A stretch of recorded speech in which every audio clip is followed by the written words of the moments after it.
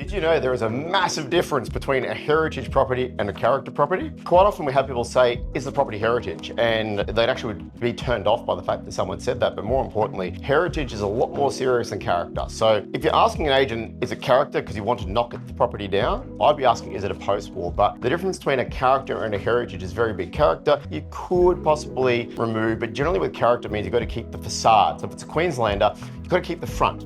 Behind that, inside the house, do what you want. You can go backwards, obviously subject to council approvals, but generally with any of the character, as long as it maintains the facade and the aesthetic of the street, you're good to go. Heritage is a whole different level, and there's multiple tiers of heritage listing. The downside is if you want to even do things like renovations, repairs, you actually have to get council approval to do it. So sometimes it can be 8 weeks to do so much as I want to fix that old floorboard in the kitchen, which is crazy, but that's how severe it can get. Other ones, they won't even let you do that too. The upside is that you'll actually get contribution towards this work. So the government actually gives you money towards that. Also, you're only allowed to paint in certain colors. There's what's called heritage colors. I sold an incredible property in Spring Hill. It used to be owned by Cecilia McNally. They used to call the lady of Spring Hill, and they were only able to paint that house in 5 different colors. So it's quite interesting when you get into it. But the heritage listing factor is a lot more restrictive than character. So if you're looking at a property and you're not really sure, you can actually check on the mapping tool, the same one you check with post-war mapping. You can actually check whether it's character or heritage. So for example, in Wavell Heights, there's only 2 properties that have heritage listing, which is Turunga, 36 Highcrest Avenue, which I sold for the record for Wavell Heights many years ago, and the church